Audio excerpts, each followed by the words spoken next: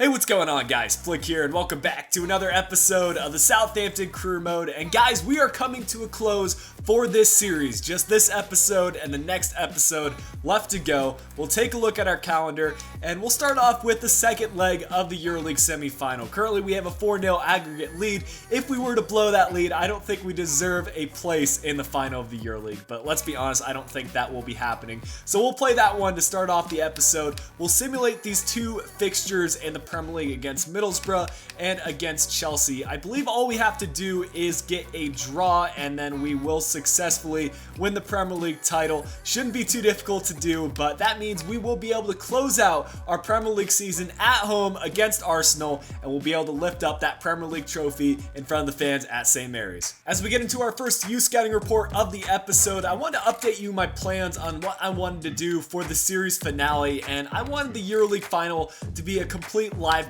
episode. I did it last year when we played in the World Cup 2018 final with the United States, and you guys seemed to enjoy it, and I included timestamps in the description, so it kind of works out for all parties. So I felt like that's a great way to wrap up the series and really show my appreciation for you all. But we have found a player here from Belgium, 75 to 94 potential, only 80 grand on the value, so we'll sign him up anyway. It will be our last player to sign from Belgium, and we do have Nathan Du Bois, 78 to 94 and 250,000 on the value. So finally we found a quality young player from Belgium. As we travel to sunny Spain, we will be bringing out our first team. I just want to ensure that we reach that EuroLeague final, and if I were to bring out a second team, you never know what might happen against Sevilla and this legendary difficulty, so I don't want to take any chances. It looks like the Sevilla fans have arrived in numbers, what will probably be a sending off for their club in the EuroLeague, but you need to respect that. Great tackle there by Schneiderlin. And he'll hold up the play, looking for someone in the midfield. This is Højbjerg, finding Buffal. Over to Kevin Volland. He'll try to lay this one off to Kovalenko. Great layoff pass, and that will be buried into the back of the net. Kovalenko getting in on the goal-scoring action. It was Kevin Volland who scored the goals for us in the first leg, but Victor Kovalenko, for a center attacking mid, I don't think I've had a single player that has scored as many goals as he had this season, and man, I have been loving him as a player. Here's Franco Vasquez playing a nice through ball. Ben Yedder was running onto it, but Pickford saw it coming from a mile away and able to recollect. Now we'll get forward once more. It's Kevin Volland looking for Walcott. Just some simple ball rolls and trying to use that pace. But here's Yevgen Konoplyanka. I still don't know what the case is on him, whether this career mode started up before that transfer was finalized to Schalke, or if career mode transferred him back to Sevilla. But regardless, he'll send it across. We deal with it easily. There's a chance. They'll play it in the middle, and the shot again right at Pickford. And they're not tracking back. They know they need to score 5 goals, and I'm not sure there's much they can do about it. But here's Volland playing it through to Walcott. We haven't seen him score too many goals for us, but he might be able to provide an assist. Instead, he'll get penalized inside the penalty area. Well, he got fouled inside the penalty area. And of course, we're going to be taking this penalty kick. And I think Theo Walcott should be the one to take it. He forced the foul. And, you know, he hasn't been able to score too many goals for us at Southampton. And we really don't have much to lose in this match. So Walcott stepping up to take it. He'll try to put this one off to the left. And I think we lined this one up well. Saved by the keeper. Fair play to him. Here's Højbjerg, who got the nod to start ahead of James Ward-Prowse due to stamina issues, and he's just not the same player as Ward-Prowse. They started off pretty level, but we invested more of our training into Ward-Prowse. But here we go. It's Højbjerg laying off the pass to Walcott. We're going to get it back to him. And looking for the pass in the middle. This is Kovalenko shooting on his left foot. And had he been able to tuck that just inside the post, it would have been a brace for him in the first half, and the shot was not wide at all. Ruben Semedo. He's just too good, man. The training that we invested into him has made him a tank from the back, and Kovalenko forcing a free kick. Kevin Volland has buried a couple of these from this kind of range and this kind of angle, so I'm hoping he can do it again here. Of course, we're going to skip the replay and just let him have at it. 2 bars of power, and that one going well over the bar. Here are the first half stats, and similar to the first leg, we've been the dominant side. It doesn't look like traveling has affected us at all, so we'll just look to keep going in the next 45 minutes. There's Vasquez trying to get something going for Sevilla, but it's too easy to make the interception when you have Ruben Semedo and Virgil van Dijk working from the back line and starting attacks for us. Now Boufal. I want to get him in on the action because he has been a star player throughout this series and definitely the most skillful one in this team. He'll lay it off to Vaughan, and that should have been a second goal, but this time he hits the post, something he didn't do much in the first leg. Well, this could be a chance for Sevilla. Maybe they can get a shot on target. Konoplyanka playing it into Juan Munoz, and fair play to them. That was actually some good passing play, but unable once again to get the shot on target. Pickford has hardly been tested. He's really only had to make 1 or 2 saves. About 20 minutes left to go in this one, and all 3 of our changes will come in the midfield. Morgan Schneiderlin coming off for Harry Reid, Højbjerg being substituted for Klaasie, and finally Jake Hesketh getting some play time for Kovalenko. Nice hold of play by Juan Munoz, finding Nzonzi. The physically strong midfielder plays it out to the left winger. It's Sarabia cutting it back inside, and now looking for Ben Yedder. It's Gonzo, who can hit a long shot to Sarabia. Finally, he's got to be crossing this in from here, but instead, he'll play it inside. It should be a goal for Sevilla, and I'm actually happy for them. At least they can merit 1 goal out of the 2 legs and at home, so the fans do have something to cheer about. With how well Sevilla have been playing in the EuroLeague in recent years, this is a stunning victory on a 5-1 aggregate. Man of the match might go to a Sevilla player, but it goes to Kevin Volland with an 8.3. No one really stuck out in this match, but Pickford pulled off some key saves, and at the end of the day, we're through the EuroLeague final, boys, and I'm ready to win that title. We have our final youth scouting report from Brazil, and most of these players have already been signed up by other clubs, so we'll see if we can get a 94 potential player in to the side, and we're ready. We have Alessandro Branco, but he's only 60 grand on the value. I'm gonna pass up on this one. And continuing on, we'll see if we have any further 94 potential players, but not in Brazil. Earlier on in the episode, I told you all that we had to pick up at least a draw in order to guarantee our place at the top of the Premier League table, but Manchester City, they made it easy on us. I think they picked up a draw in their most recent match, and with only 2 matches left to play for them, they are 8 points behind us, which means that, boys, for the 2017-2018 Premier League season, Southampton are your Premier League champions. With that said, I will be bringing out a second team for the remainder of our Premier League games, with the exception of the Arsenal match, because you guys know that we have to have our key players lifting up the trophy. But it's Højbjerg to score the first goal in this match in the 6th minute, and Ramirez tying things up as we go into the halftime break. A couple of substitutions for both sides, and Rodriguez gets a goal in the 52nd. Can we add a third and pick up another 3 points away from home? It's Jordi Klaasie to score in the 72nd, which should all but ensure the victory today,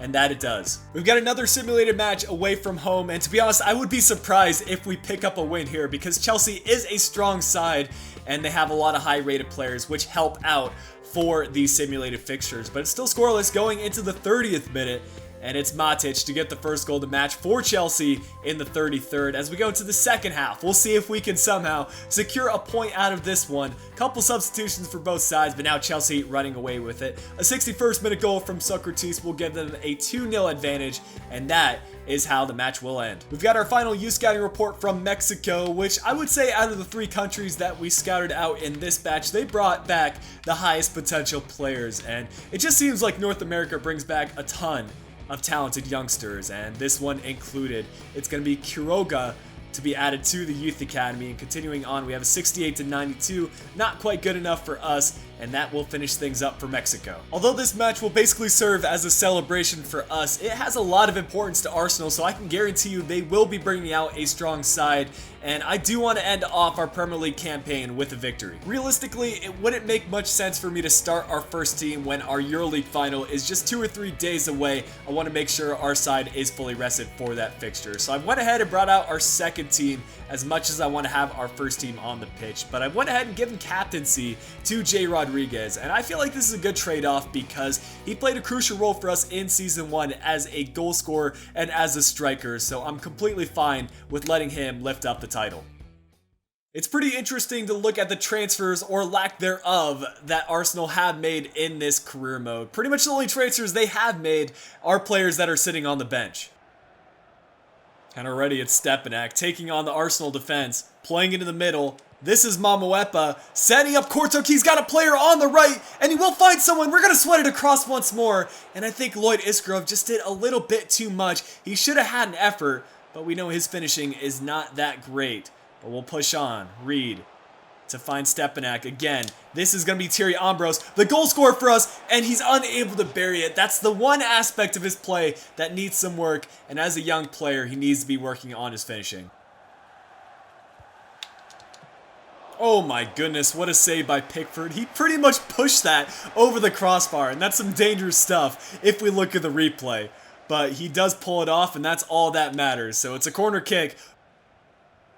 And they'll be taking it from the left corner flag. Santi Cazorla whipping it in. We get it cleared. And Ambrose trying to take away the ball, but it's Coughlin finding Welbeck. And finally, we get the ball away, and we might be able to get on the break. Rodriguez waiting for the run and the support of some players in the middle. He'll find Reed, the back heel, to set up Stepanak. Another back heel to Ambrose, and once more to Lloyd Isgrove. This needs to be a finish, and it's over the crossbar once again. What is up with these young players? Well, we could be up as much as 2-0 in this match, but due to missed chances, it's still level. This needs to be a finish by Ambrose, and now it's Chesney pulling off a few saves. I swear, if we don't win this match, I'm going to be a bit angry because we have had our chances, and it's just been a matter of not being able to finish. That needs to be a goal, and it's Asagawa, and I think this might be his first start, and what a debut for him. And the scenes that have been going on, they left him unmarked, and of course he's going to place that away. 1 half down and only 1 half to go. Once again, our due side is holding their own against a strong Arsenal team. Oh, some nice passing play by Arsenal. It was really only a matter of time before they pulled that out of their pocket, but Danny Welbeck unable to get the shot off. I don't know why they hesitated. Nice ball by Ambrose to set up Rodriguez. The link-up play between these two attackers has been on point. And Ambrose trying to make a few defenders miss. He'll play back in the middle. This is Harry Reid switching the play to Stepanak. One more pass to Rodriguez. And somehow Rodriguez was just about to pull the trigger. But Callum Chambers in the right place at the right time. And Jack Wilshere back at Arsenal and able to get that cleared. We're just going to try whipping one in and see if Ambrose can win a header. It worked for us once, but it doesn't work for us there.